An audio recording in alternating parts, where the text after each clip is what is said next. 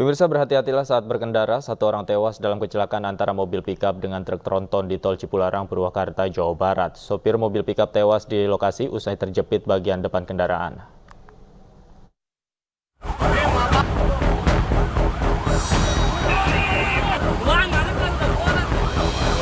Sebuah mobil pick-up pengangkut ikan menabrak truk tronton di ruas tol Cipularang, Purwakarta, Jawa Barat, Jumat pagi.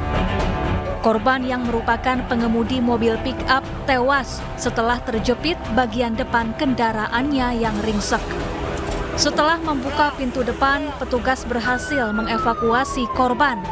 Jasad korban lalu dibawa ke Rumah Sakit Abdul Rajak.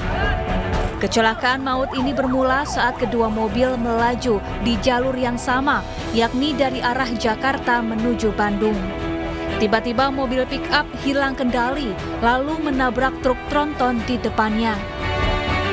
Kita belum bisa memastikan apakah dia mengantuk. Indikasi awal dia tidak bisa menjaga jarak aman sehingga dia menabrak kendaraan Fuso yang berada di depannya yang berada di lajur satu. Korban meninggal di tempat. Akibat peristiwa ini, lalu lintas di lokasi sempat macet. Dari Purwakarta, Jawa Barat, Irwan, iNews melaporkan. Pemirsa, salah satu tersangka kasus pembunuhan ibu dan anak di Subang, Jawa Barat mengaku syok saat ditetapkan sebagai tersangka. Hingga kini polisi belum melakukan penahanan dan hanya mengenakan sanksi wajib lapor pada 3 tersangka.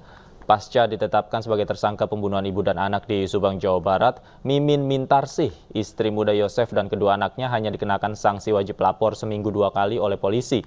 Mereka tidak ditahan dan menjalani aktivitas sehari-hari secara normal. Namun pasca statusnya menjadi tersangka, Mimin dan kedua anaknya mengaku syok dan kaget.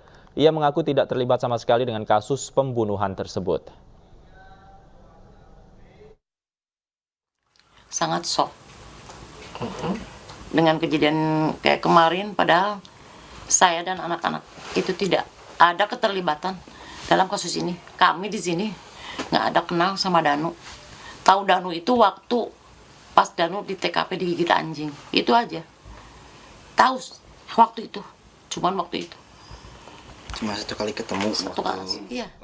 Setelah penetapan 5 tersangka kasus pembunuhan ibu dan anak di Subang yang terjadi 2 tahun lalu, polisi menggelar rekonstruksi di tempat kejadian perkara di Desa Jalan Cagak. Polisi membawa 1 tersangka Muhammad Ramdhanu untuk mencari gambaran kejadian pada saat itu.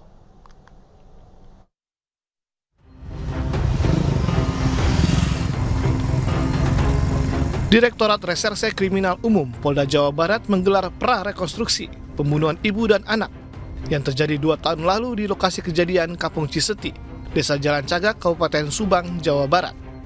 Dalam pra-rekonstruksi yang digelar nyaris tengah malam ini, polisi membawa 1 tersangka yakni Muhammad Ramdhanu alias Danu. Polisi mencari gambaran peristiwa pembunuhan Tuti Suhartini dan anaknya Amelia Rustika Ratu, termasuk peran tersangka Danu dan 4 tersangka lainnya. Ya, kita cuman ini aja mereview ulang salah satu yang sudah kita amankan, mengingat kembali peristiwanya. Siapa dan yang dibawa? Yang dibawa? MR. Dan untuk mengetahui informasi selengkapnya, kami telah terhubung dengan kriminolog Universitas Islam Bandung, Profesor Nandang Sambas. Selamat sore, Prof. Nandang. Selamat sore, Assalamualaikum warahmatullahi wabarakatuh. Waalaikumsalam. Prof, menurut Anda mengapa kasus ini sulit terungkap dan baru kali ini setelah jalan 2 tahun baru terungkap siapa pelakunya? Ya, kalau pernyataan normatif yang disampaikan oleh penyidik, karena memang ada kesulitan ketika penyidik mengumpulkan alat bukti ya. Alat bukti, walaupun barang bukti waktu itu sudah dikumpulkan sedemikian rupa. Namun kan penyidik untuk menentukan siapa tersangka, kan ini sudah masuk ke penyidikan kemarin itu ya. Masuk ke penyidikan, sudah jelas ini sebagai suatu tindak pidana, tinggal menemukan siapa sebetulnya tersangkanya. Nah, untuk menetapkan siapa tersangkanya memang perlu didukung oleh sekurang-kurangnya 2 alat bukti kalau menurut acara seperti itu. Kesulitannya nampaknya tadi ketika penyidik masih gamang untuk menghubungkan antara bukti yang satu dengan bukti yang lain, sehingga siapa sebetulnya yang dapat dijadikan sebagai tersangka. Walaupun sejak awal juga sudah ada semacam dugaan-dugaan bahwa orang-orang tertentu yang sekarang bahkan ya Pak suaminya yang sekarang ditetapkan sebagai tersangka sudah ada diduga dia justru sebagai pelakunya. Mungkin waktu itu penyidik masih gamang, dan ketika ada salah seorang yang juga diduga sebagai yang turut serta melakukan membuka suara atau menyampaikan pengakuannya, baru tambah meyakinkan, walaupun mungkin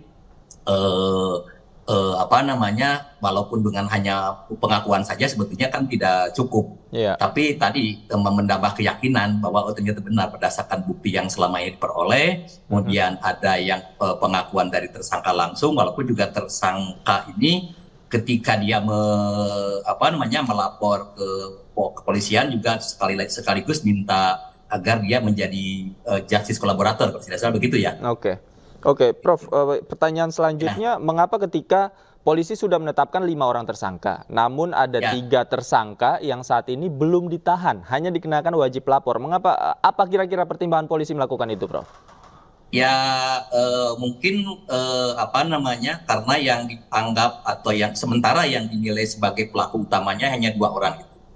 Kan masalah penangkapan dan penahanan ini kan ditahan ya. Penahanan itu kan sebetulnya kalau ke KUHP merupakan hak subjektif dari si penyidik. Walaupun bentuk kasus ini sebetulnya kan ini pembunuhan yang dugaannya kan juga sampai kepada pembunuhan yang direncanakan atau paling tidak pembunuhan biasa yang ancamannya di atas 5 tahun. Sebetulnya sih kalau merujuk ke KUHP, kalau ancamannya di atas 5 tahun atau sekurang-kurangnya 5 tahun, penyidik sebetulnya bisa saja melakukan penahanan kepada semua orang diduga. Tapi mungkin ada pertimbangan lain, pertimbangan kemanusiaan, atau mungkin mungkin barangkali lebih ke pertimbangan kemanusiaan ya. Kalau yuridis tadi saya katakan sebetulnya penyidik punya kewenangan untuk melakukan penahanan. Barangkali ini digali dulu lah yang 2 orang ini sampai yakinnya sehingga nanti jaksa juga akan memberikan rekomendasi untuk naik ke tingkat selanjutnya, baru mungkin akan ditinjau kembali apakah 3 orang yang diduga juga terlibat dalam kasus ini akan dilakukan penahanan atau tidak. Itu barangkali seperti itu. Ada faktor-faktor yang non yuridis yang dijadikan sebagai bahan pertimbangan oleh penyidik, sehingga cukup sementara 2 saja sebagai pelaku utama, barangkali seperti itu. Oke. Kita akan lihat nanti perkembangan kasusnya seperti apa, apakah nanti akan ditahan atau tidak. Terima kasih banyak Profesor Nandang sudah meluangkan waktu bersama kami di iNews Sore. Selamat sore, sehat selalu Prof. Akibat kekeringan air karena kemarau panjang, ratusan warga di Kecamatan Lubek, Kota Padang mandi dan mencuci baju di kantor PDAM. iNews Sore segera kembali. Kami tanya baju ke baju aku tengah malam